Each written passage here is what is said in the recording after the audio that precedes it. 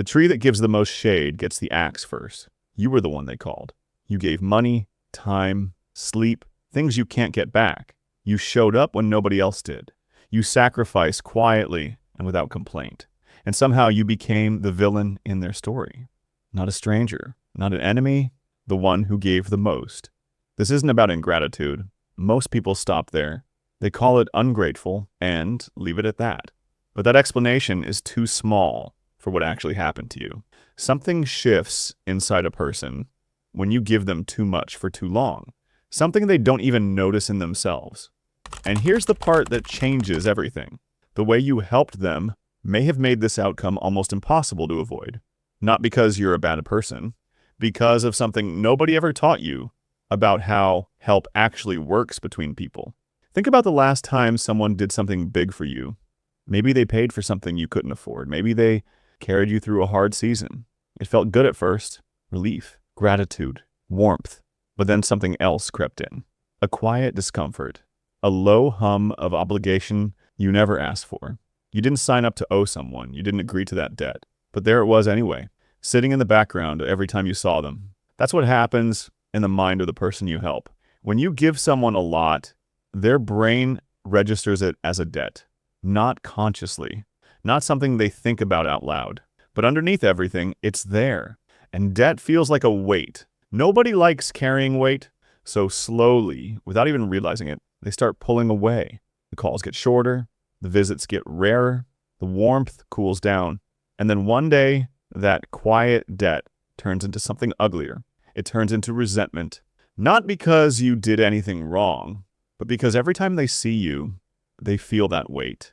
And the easiest way to put the weight down is to decide you don't deserve the gratitude anyway. To find reasons why you weren't that great.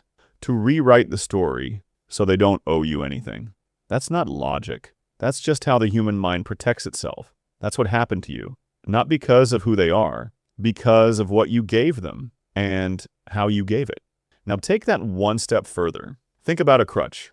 When you break your leg, you need it.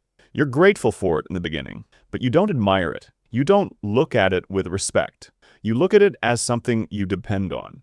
And the moment your leg heals, the moment you can walk again, you don't feel warmth toward that crutch. You want to put it in a closet and forget it was ever there. That's what heavy helping does to a relationship. When you become the person someone leans on too much, you stop being a person to them. You become a function, a role, the one who helps, the one who shows up, the one who fixes things. And people don't respect functions. They use them. You can be the most giving person in the room and still be the least respected. Because respect doesn't follow sacrifice. Respect follows strength. And someone who gives endlessly, who always shows up, who never says no, that doesn't look like strength to the other person's brain. It looks like someone who has nothing better to do. Someone who needs to be needed. You already know who I'm talking about. You've known the whole time. Here's the part that's harder to hear. Every time you stepped in and handled something for them, paid their bill, solved their problem, cleaned up their mess, you reminded them of something they didn't want to know about themselves, that they couldn't do it alone. That reminder doesn't feel like love to them. It feels like a mirror they didn't ask to look in, a mirror that shows them their own weakness every time you appear. And people don't thank the mirror. They avoid it, or they shatter it. So they pull away, or they turn on you, or they start telling a story where you're the villain. Because if you're the villain, they don't have to feel small anymore. They don't have to sit with the shame of needing you so much. You didn't just help them. You witnessed their helplessness. And for some people, that is unforgivable. You saw them at their lowest. You saw what they couldn't handle alone. And no matter how much love you gave in that moment, some part of them never forgot that you saw it. Now ask yourself something harder. Why did you keep giving? Not the surface answer. Not because they're family or because I love them. Go deeper than that. The helping wasn't just about them. It was about something you needed. You were afraid that without the giving, there was nothing else they would want from you. No giving meant no place. No place meant being pushed out. So you kept giving. Not out of love alone. Out of fear of what would happen if you stopped. When you help from that place, the energy behind the help is different. It has a pull to it, a quiet desperation the other person can feel, even if they can't name it. It doesn't feel like a gift. It feels like pressure, like strings attached, even when you swore there were none. And people resist pressure, even when they benefit from it, even when they needed what you gave. So they take the help, and then they resent you for making them feel like they had to take it. But here's something most people never consider. The person who turned on you, they're not okay either. They carry shame about how much they need you. Real shame. The kind that sits in your chest and doesn't leave. And every time they see you, that shame gets louder. Attacking you is the only way they know how to make it quiet. It's not about you being wrong. It's about them not being able to live with what they needed from you.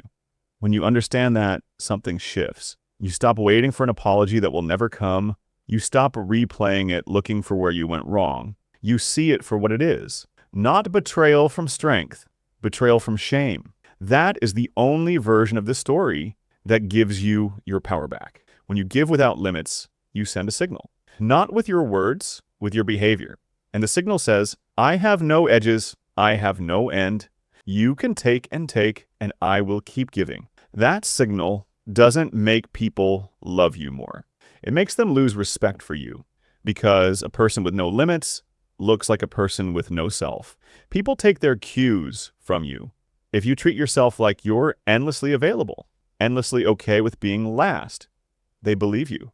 And once they believe that, the relationship is no longer between two equals. It's between a person and a resource. Resources don't get loyalty. Resources get used until they run dry. And when you finally say no, when you finally show that you have a limit, it feels like a betrayal to them, because you change the rules of a game you never should have been playing. When you give without a self behind it, you don't get love. You become furniture. And now, the real thing, the deepest betrayal in all of this isn't what they did to you, it's what you did to yourself. You gave so much for so long that you slowly disappeared. Your needs became background noise. Your limits became invisible. Your identity in that relationship got swallowed whole by the role you played. The helper, the fixer, the one who always comes through. They didn't lose you. You gave so much that they forgot you were ever a person. Let that land. They stop seeing your feelings. They stop considering your cost. They only see the function. And the moment you stop performing that function, the moment you're tired or hurting, or you simply say no for the first time, they don't see someone who finally hit a wall. They see someone who changed, someone who let them down, someone selfish. That's the word they use, selfish. For the person who gave everything and finally stopped.